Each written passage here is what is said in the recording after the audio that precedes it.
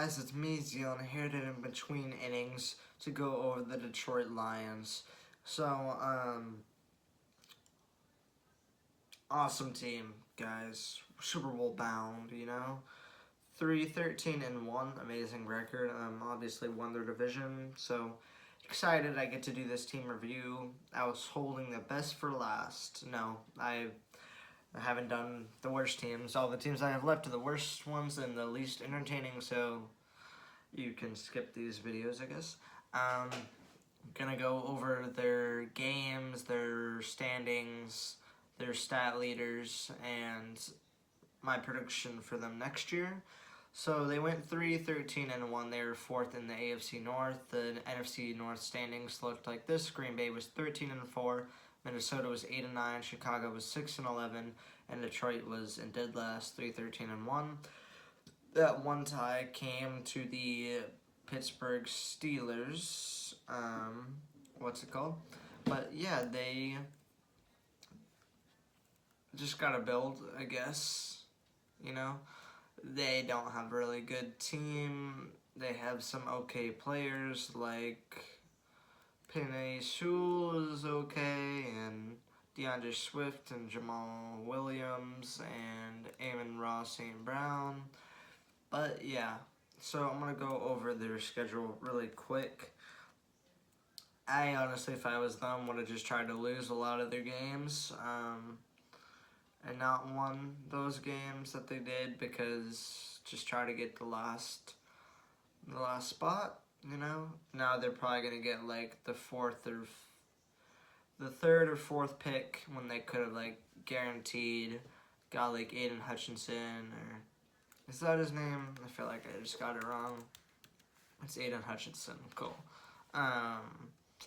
But yeah, here is how their season went. So they started the season off with 8 straight losses, losing to San Francisco, Green Bay, Baltimore, Chicago, Minnesota, Cincinnati, the Rams, and Philadelphia. Then they tied against the Steelers 16-16 in overtime. So at that point, they're 0-8-1. Then lost 2 straight games to Cleveland and Chicago. And at that point, they're 0-10-1. So that tie ended their dream of going 0-17. Minnesota, they got their very first win of the season against Minnesota, 29-27. Then lost to Denver, 38-10. Then beat Arizona somehow, 30-12. 2-11-1 at this point. Got 2 straight losses to Atlanta and Seattle, 2-13-1, and won their final game of the season against Green Bay, 37-30. And the season on 3-13-1. I think they Packers just going easy on them. It didn't matter, even if they lost that game. The Packers, which they did, they would still get first place, and so it didn't really matter to them. Honestly, it just screws the Lions over because they get a worse draft pick. Here are their stats. So Jared Goff, the former Los Angeles Rams quarterback, who made us lose the Super Bowl. I'm so happy that 2018 Super Bowl. Definitely not in my head every day. Definitely don't despise Jared Goff, but he played 14 games this season, had a 67.2 completion rate, 3,245 yards, 19 touchdowns, 8 interceptions, 35 sacks, 91.5 QB rating, 6.6 yards on average, 238 yards per game, 332 completions for 494 attempts.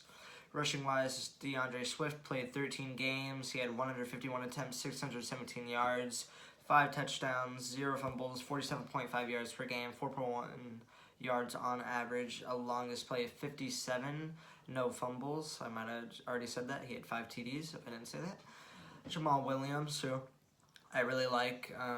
I have a signed jersey of his hanging in my room. I just got 2 new signed jerseys this Christmas. His was one of them. What's it called? But he had 601 yards on 153 attempts, 3 touchdowns, 46.2 yards on average in a game, and 3.9 yards per carry. Then receiving-wise, Amon-Ra St. Brown, the rookie, had the most yards with 912, 90 receptions, played in all games, had 5 touchdowns, 11 big plays, no fumbles, 53.6 yards per game, and 10.1 yards on average on a reception. Then T.J. Hawkinson, the tight end, was second in yards with 583, so a lot behind St. Brown. He had 61 receptions, but yeah, he only played 12 games, injured for a little bit. 4 touchdowns, 48.6 yards per game, 9.6 on average on reception. And then I'll say the last one, Khalif Raymond had 576 yards, 12 yards on average, 4 touchdowns. Josh Reynolds, the former Ram, had 306 yards, 2 touchdowns. DeAndre Swift, the running back himself, had 2 receiving touchdowns, 452 receiving yards. So they did okay as a team, I guess, for the Lions, because they're just the Lions. I look up Lions 2022 schedule so that I can predict their next season, and they're not even the first team to come up. That's how you know you're not even the best Lions out there that you don't come up. That's embarrassing.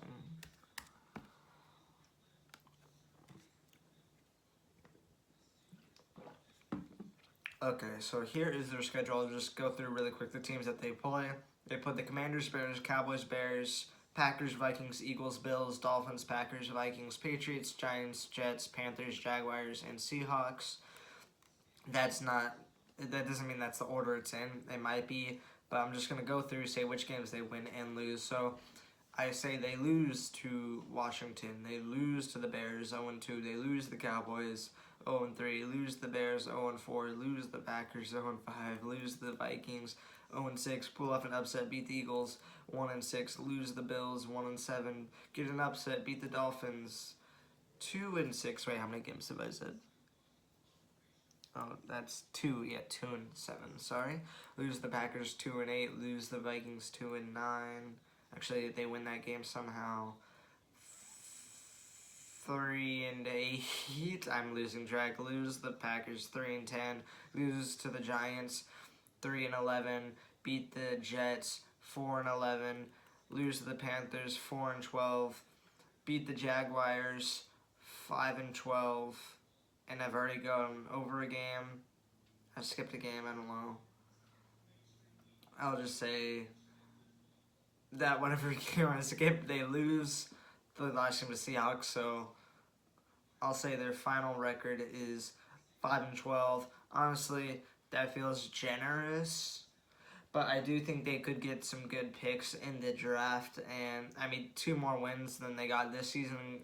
Assuming that one of them was a tie, that could have been they could have been 4-12, so I think that's okay. So, 4-13.